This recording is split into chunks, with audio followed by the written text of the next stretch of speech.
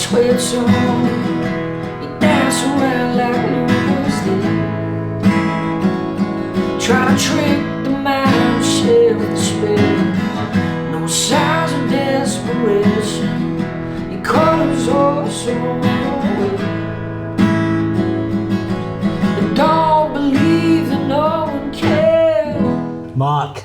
How you doing, mate? Finally. I know, I've been saying it for ages. I've sent you about 20 texts with different ideas, but we're finally here. We're doing something. How's things? Good, mate. Aye. Been busy, but aye, good. All good spirits. Yourself?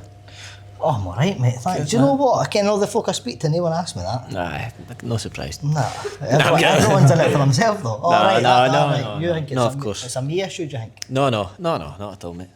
Are you well? I'm alright, mate. I mean, but it's not about me. Okay. Don't worry, it's not about me, it's all about you. Okay. Right, okay. No, you've been busy. You've been writing. New tune out recently. Happy with it? Aye, I think it's, for us anyway as a band, we collectively think it's our best tune. And I know every time you try to better yourself with every tune, but we genuinely think this is the one for us. So aye, we're buzzed, mate. It's got a good response as well, so aye, all good. Aye, no, good response. I've seen plenty. Everyone's happy with it. You know what I'm going to say. Autopilot will still be my favourite. I reached out to you as soon as you released it. I've got my pal Claire, who you know. I don't know if that was the first time at Christmas that you met her. Been obsessed with you for a long time, so she'll appreciate me saying that on camera. But I sent it to her right away. It's an absolute cracker, mate. I remember you. I think did you voice note me? I think you were driving at the time, and I just remember you buzzing me. So gave me a buzz, knowing because I know you're such a big music fan as well. So no, it was good to hear that for you, mate. Appreciate it. Listen, I've been a fan of everything you've done. Thanks, man. And I'm always looking out for stuff that you're up to. You said you've been writing. We get any news on a second album? Yep, definitely, man. I think it'll be exclusive. There'll be another album coming, definitely. Album number 2's in the works. If we can get it out by the end of this year, that'd be class. But we just need to see how the stars align and stuff. But nah, it's in the works, mate. We've been constantly in the studio, man, so it's on the way. That's good to know. Who are you doing this album with? Have you been doing it with certain folk, writing it, recording it with certain people? What's been the plan for this one? We're trying to do it ourselves basically this time. We feel like it's more of a personal album song-wise, so we're trying to make it as personal as possible and do it ourselves really. We're recording it at Sweetwave Audio, Sweetwave Studio, I don't know what it's called actually. James, the drummer, he's got his own studio in the house, and we're recording it with him, and we're also kind of doing a bit of drums and some more live stuff in with Jamie Holmes as well. We recorded 2 songs for the last album, Superman and What I Want, with Jamie, and it was just class experience. We really enjoyed it, so we were like, if we do another album, we're going in with him. And we're back in with him, and it's gone well so far. Kind of at demo stage, a few songs recorded, obviously Autopilot that you mentioned, and This Is Not the End will be on it, but a few more in the works. Any differences to your songs now and your writing style now to the previous album? Definitely. I think the first album was more like songs that we'd wrote from when the band began, so it was like Tippy Toes and stuff like that are still on that album, and that was like one of the first songs that we'd done as a band. So now it's songs from there, so that was like 2019 to 2023 when the album was released, and now it's like songs from then that were wrote, and it feels like it's more mature writing than anything. Yeah, getting older, eh? That's it, mate. It's just, you got more experiences and you're not writing about going out anymore. It's more about shit things. Do you know what I mean? But I feel like the best songs are the most personal songs, and I feel like with my songwriting especially, I feel like I'm writing more personal songs and more honest songs. So if people can relate to that, then that's half the battle. Well, I just touch on a little bit about a mate of mine and a mate of yours as well, Brown Bear, Matt. Legend. He's just a great guy. Known him for a few years now, and he's just one of the most down-to-earth guys you'll know. You played a gig with him recently. How was that? Amazing. It was at St Luke's. I'd done a gig with him before, like acoustically, in Paisley. But that was the first time I'd done it with the band, and it was the first time I'd seen him performing before, but just to take in how tight his band is at live is incredible. And he's just, such an amazing guy, amazing songwriter as well. So no, it was a pleasure to share the stage with him, and I love St Luke's as well. So it was all round great night. Yeah, he's a good guy. Want to touch on somebody else that you're obviously very pally with, Lewis Capaldi. I know you've done quite a lot with him in the past, something coming up that we'll touch on as well. Just give me a wee bit of background on your relationship with him. I know you're very pally, sort of grown up together, but just touch on that and the stuff that you've already done. Again, just top guy. We've done a full tour with him, European tour with him, all over really, and it was full month, and it was just incredible. He's an amazing guy as well. So always sort of anything he's got going on, he's always he's looking out for his own and stuff like that. And again, I've known it just to stay around the corner for me in East Whitburn. And when he had bands back in the day, I'd go to his gigs, he'd come to our gigs, we'd play some acoustic gigs together and stuff like that when nobody else was there but our two dads, you know what I mean? That was the only fucking. And I remember having a gig in Armadale, and literally it was a barman, my dad, his dad, and us two just playing a gig. It's mental to see that it's went for that to, playing all around Europe with him and stuff like that. But an incredible guy. I've just love him to bits, to be fair, man. He's just a great guy. You've got another gig coming up with him soon, 12th of July. Yep, got the date right. Yeah, perfect. Yep. We've not recorded that before I got it. Tell me about that coming in, the news, finding out about it. How did that feel? Incredible. I mean, the first time I heard about it was I went to me and James, the drummer. We went to his gig in Dublin, and after it, the time was getting on. I was like, our flight was at like 9 in the morning. We were still in this gaff and about 6 in the morning, and he'd mentioned Hyde Park, and I thought that night, I thought, oh, that'd be amazing. It was just an idea at the time. I thought. A few months later, another drunken conversation that expect a message for my manager, and I was like, I'm going to wait till it comes in before I say anything to the band because I don't want to get their hopes up. And then the offer came in, and amazing. Like, Hyde Park's such a special place to play. I went to see Libertines play there a few years ago. The Pogues played, and I never ever thought we'd ever get a chance to be on a bill and play at Hyde Park, man. It's insane. So, Capaldi, he's looked after us so much over the years, and this is a bucket list thing for us, to be fair. Yeah, it's tremendous. It'll be an absolute cracker. The boys always slag me for saying cracker all the time on camera. Oh, really? Can't help it. All the time.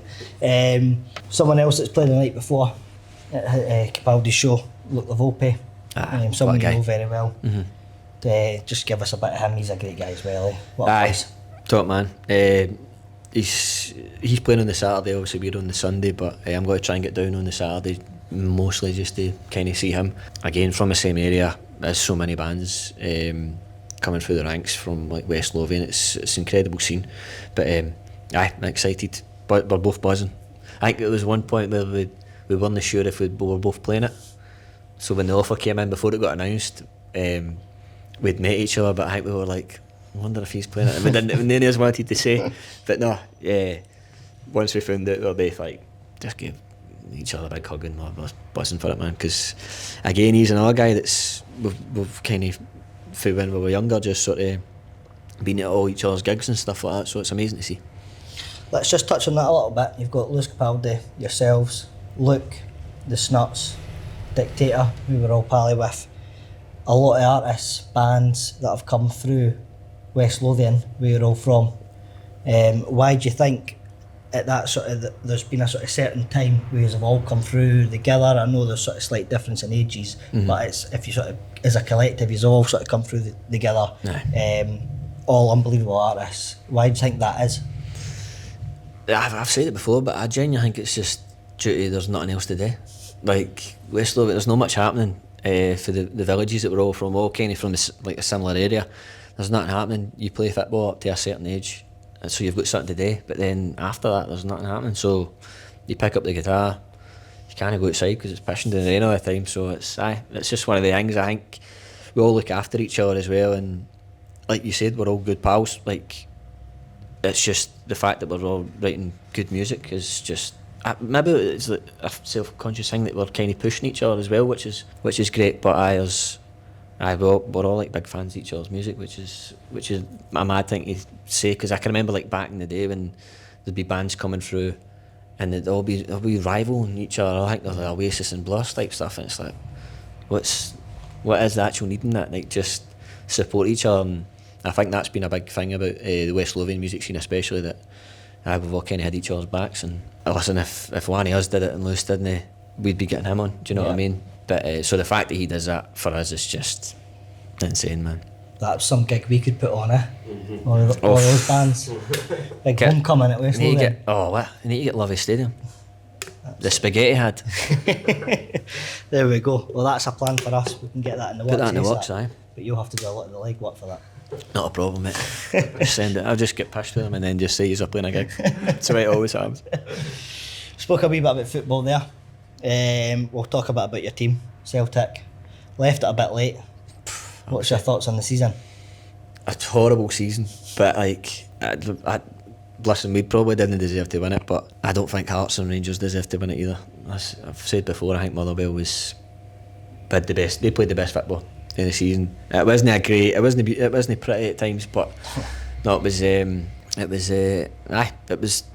think there should be a documentary of that season, because it was a special season. Like, just left it to the last 3 minutes or something like that. Incredible. It's horrible at the time, but I suppose what a way to win it in the end. Aye. I genuinely think what were you doing at that time? Because you'd have been more buzzing than me, I think. Well, I was biting my nails for quite a lot of the day, and then I was jumping about my mate's living room right at the end. Brilliant. My mum will be watching this, she'll be raging, she's a Hearts fan, I shouldn't say this, but no, it was it was way too close. It wasn't an enjoyable season, and Hibs were absolutely nowhere near it, so you genuinely were, your whole season was just watching Hearts and see where they're going. It would have been historic for Scottish football, but it would have been better if it was Ken Motherwell making the history. You obviously spoke about their gaffer. You would have took him. I would have taken him 100%, and the football they were playing all season was amazing, and to do it with the players that they had as well like you see straight away when they came in. Like, I don't think they were getting the results at first, but the football was class, and they're probably the best team I've seen play at Celtic Park. Like, apart from like Barcelona and Atletico Madrid and stuff like that. They're the best team I've seen play at Celtic Park. The way they were, like, I was watching like their movement and stuff like that off the ball, and I was like, what is going on here? They were top class, and they never got the finish that they wanted. But I did not expect that for Celtic, man. That was fucking too close to comfort. Well, he's staying for another season. Martin, what's your thoughts on that? St Martin. I know. I don't know, because I was saying this to Starsy as well on the way through. Like, I wasn't a fan of the football that we played under him, but I feel like he had to play that to win, and maybe next season we'll find a different way and actually play some football. So, it's better than Robbie Keane coming in, because I think that would have just totally split the fans when this is the time where we don't need that. But no, I think he'll do a job, man. I'd build the statue anyway, even if he didn't win a trophy next season, because to come in and do that for where we were, insane, man. Yeah, and to look good doing it as well, and that tracksuit. Mate, that tracky, man, you need to start selling that tracky in here, actually. Beauty, innit? Yeah, just a wee shout out actually to the shop that we're in, Traade down Portobello. You get the finest coffee you can get, made by Johnny behind the counter, our good mate.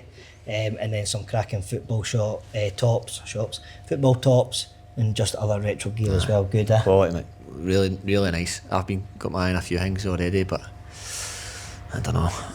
I think I'm going to take that Newcastle tap here with me. I think. The Genoa one, beautiful. It's a cracker. I could see you in that old cycling top as well. That's a beauty, innit? That's an absolute screamer, mate. I don't know if my belly in that one, but it's a beauty. Like, look, World Cup started yesterday. No, the best of games. I don't know. I don't know if South Africa actually sent their football team or no. That's not a football team. I've never seen that happen before in my life, mate. That was not a football team. But But it's obviously good to get started. I actually want to mention, look, special shout out, and he'll not be watching this, I know for a fact, but to Ochoa, who I think was playing yesterday, but the Mexico keeper that's just been at, I feel like every World Cup since I've been born. He's an absolute cult hero, eh? Legend, mate. I'm just need a drink at the wrong time there. No, but no, legend. How cool was the Mexico tap? It's good, eh? It's so, I think they've always got a belter there, top. That was the best thing about the game. It was so bad, man. But the Mexican fans were good though, and I think the atmosphere was really good. A bit of nerves on the park. Like if South Africa, if that's the way they play football, then they've got no chance in this. But Mexico looked alright. Well, look, by the time this goes out, hopefully Scotland have picked up the first 3 points against Haiti. What's your thoughts on that game? I think we need to win it. I think that's a must-win game for Scotland. I think Morocco will be the toughest game, actually. Yeah. Obviously, Brazil are only the team they used to be, but they might have already qualified by the time we play them. So I think the Morocco game will be a tough game. So we need to win this game, because if we lose to Morocco, we've got no chance. But I'd rather we win this game, and then we could maybe enjoy the Brazil game a wee bit better, depending on our results. Yeah, I think if ever a Scotland team was going to make it through to the knockouts, this is the team. No, definitely, man. Got some players. It's like McTominay's absolutely flying. McGinn's flying. Don't forget though, I don't know if you saw Roy Keane say when McGinn plays bad, he's bad. What's that? Terrible. To me, just shows you he doesn't watch football. Do you know what I mean? He's just a pundit now. I love Roy Keane. I think he's an absolute legend. He was a great player, but you can just tell he's got no time to watch. He's on the telly all the time. What games is he watching? Do you know what I mean? There's no way he's watching all the games. And McGinn's a top class player. You do look at him and you're like, he doesn't look like a football player. I get that, but like, come on, that's just nonsense, isn't it? Ludicrous. Right, last question before we go. We've obviously been looking at some great kits over there. What's your favourite football shirt of all time? That's a tough one, because I love a retro top. We were talking about Mexico there. I did like Mexico. I think it was last season or the season before, the white one. We just like, it was quite plain, but it was like, I just had the collar, green and red collar. Love that top. The Celtic top for 91-92 season, the away one. It was like white, like a dark green, a light green as well, like a kind of limey sort of green. It was well cool. And there was another Celtic top I was going to mention. The one that Larsson broke his leg in, the black one with the sort of lime green round that as well. Belter, absolute belter. A shame that Larsson broke his leg in it, but he looked cool as fuck. His leg, you know what I mean? Like his total leg was in bits, like literally snapped to bits. But he's got the dreadlocks and he looks cool as fuck. So couldn't have broke his leg in a better tap. It's an iconic image, and it's in a bit the beauty of that. Mark, thank you very much. I'm glad we finally done it. Pleasure, mate. We'll do more in the future, eh? Alright, mate. Thank you for having me. Top man. Cheers.